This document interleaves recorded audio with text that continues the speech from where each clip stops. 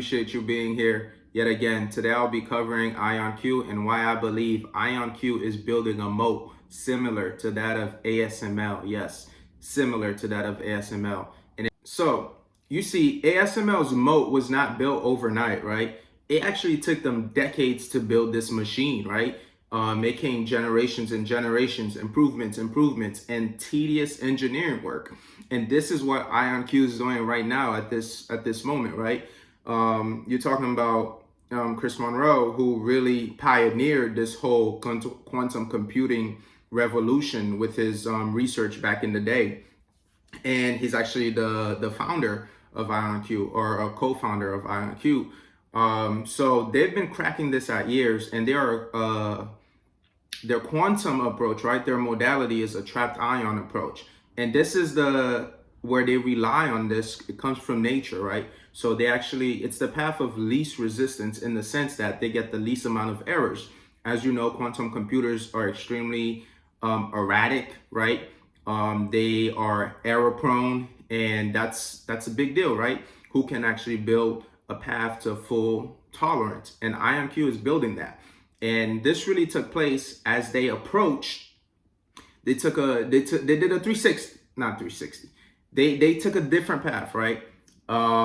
At first, they were really doing a lot with the lasers, and we understand working with the lasers, you can scale up to about 100 qubits and a little more, but you get into some issues when you're talking about millions of qubits or hundreds, thousands of qubits. And they did a pivot, right? With Niccolo de Masi, he took over.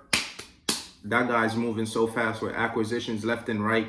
Man, he's aggressive. And he acquired Oxford Ionics. Oxford Ionics, based off in the UK, right?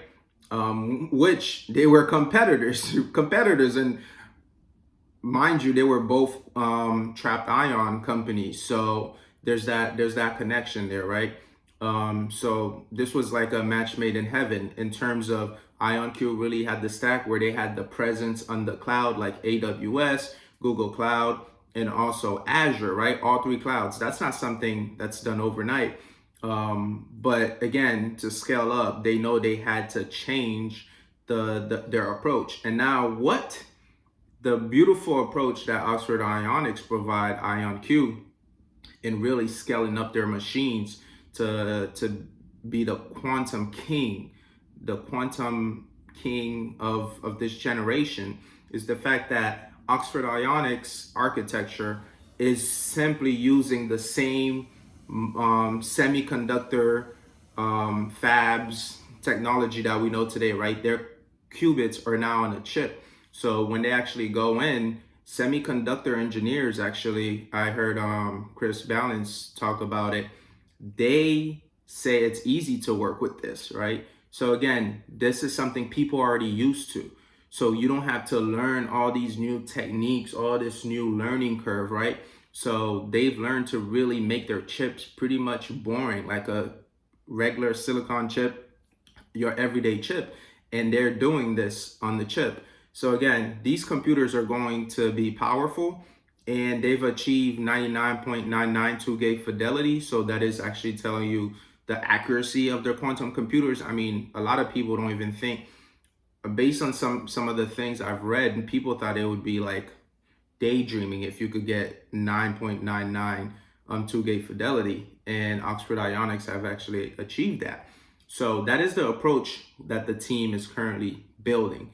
And the roadmap, as I stated, is aggressive. And that brings some, how can I say this? Some fight, some battle, where a lot of doubters, right? But again, I tell you this, what if they actually do achieve this, right? We see them announce a new MOU, right, with NVIDIA and Kitsi. We already knew Kitsi would be receiving their 5th generation machine. We already see them working with University of Chicago. We see them working with, no, it's not, Cambridge University, where they actually preparing to deliver that 256 qubit machine. That 256 qubit machine is so powerful. Please stick with me for a second. I'm actually going to allow you to see Chris Balance's own take as to how powerful this 256 qubit machine is. The 256 qubit platform isn't just going to be more powerful in terms of raw compute fabric performance than the best supercomputer out there right now. It's going to be more powerful than the largest supercomputer that humanity will ever build. Right? Even assuming 1,000 years of technological progress based on what we know about the laws of physics, this next-gen compute platform, this 256 qubit platform, is going to be more powerful than anything. And you can extrapolate what it requires to work with our GPUs. If you just take today's GPUs, you need about 10 to the power 20 NVIDIA H100s to compare raw compute power. So that's pretty impractical. But you can just look at the electrical consumption of all of this. The electricity consumption for this is something like 1 billion planet Earths worth of power. Right? So this just gives an indication of just how impossible it is for any classical computer to reach this level of compute performance. It's just mind-blowing. Yeah, I look at that. This is So, as you see there, that 256 qubit machine is a game changer. It's going to wipe the floor with anything classical. It's not on par to it in terms of raw computational power, right? And the electricity, you can't do these things classically, right? Again, last time I heard Chris Valance said that they're quantum computers. Something so powerful as their computers uses the same amount of electricity as an electric kettle. This company is going to change the world, man. I'm telling you, I really believe it. If I'm wrong, I'm wrong, but I don't think so. I think I found a multi-bagger, in my opinion. Again, this is not financial advice, but that is to say, this is the next generation of their machine, the 256 qubit machine. That is 256 qubit machine. And then look at beyond that roadmap. We're talking 10,000, 200,000, 2 million plus. I mean, and we're not talking about Moore's law here, right? Moore's law, every time you add some amount of transistors, you double the compute power. With this, we are talking about exponential growth. We are talking hockey stick growth in terms of computational power with every qubit that you add, right?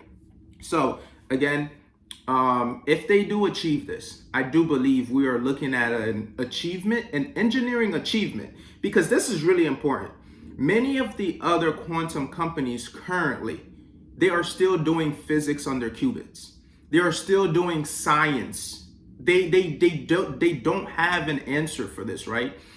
We start seeing shifts in technology when you are no longer doing physics, where you're no longer doing science experiments, right? You are doing engineering. Engineering is now the bottleneck, not physics, not science, right? IonQ is now beyond the physics, beyond playing with the tactical lasers and all of this. Everything has to be nicely aligned. No, now it comes down to just gritty work of engineers, hands-on work. And we've seen them, I think the roadmap is actually going to go left a bit more with their recent acquisition of Skywater Technologies, right? Which is a US-based fab. So again, those iterations, right? They can fail, get back up, and they're just learning on the fly much faster than other companies. And I am saying, please keep your eye on this company. If they do achieve this, I am saying the likes truly, like Niccolo De Masi says, the CEO, this company is trying to become the NVIDIA of quantum and also the Cisco of quantum. And we see the TAM, right? We see the addressable market. We see Jensen talk about this, where he's saying he's expecting $1 trillion in revenue. $1 trillion in revenue. The TAM is out there. The need for compute is out there. We hear so many people, oh, we are compute constrained, right? Demand is way higher than we can provide. Because now we know the energy is the bottleneck. Well, quantum solves that today, right? As these machines continue to get much more powerful, they are going to connect to that GPU, right? It's going to be hybrid. It's going to be classical and quantum, hybrid in the data centers. And the QPUs are going, the quantum computers, the QPUs are going to solve some difficult problems, right? Difficult science problems. difficult problems with chemistry and protein synthesis, protein folding, all these other things, right? Drug discovery with cancer and all these things that the simulations just take way too long on the classical hardware, and quantum is going to solve that. But again, as I say, right, it doesn't matter how powerful your machines are. And this is where it's going to matter for the quantum company like IonQ.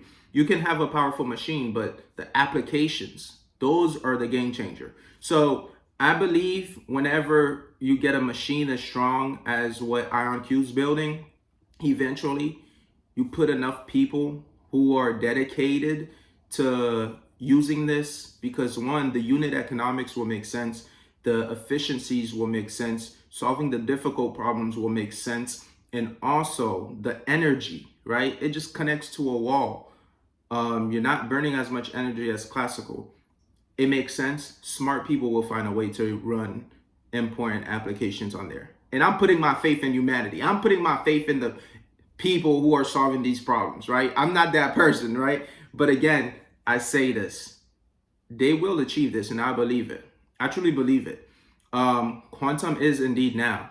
And I think the best thing you can do, right, as an investor, as someone who just wants to learn, just do some due diligence. Look into the company. See, just keep track, right? Every time they say they will deliver a certain machine, a certain fidelity level, a certain qubit count, they've delivered. And now our eyes is on the roadmap. 256, then beyond 10K, then 2 million. And let's see if they do.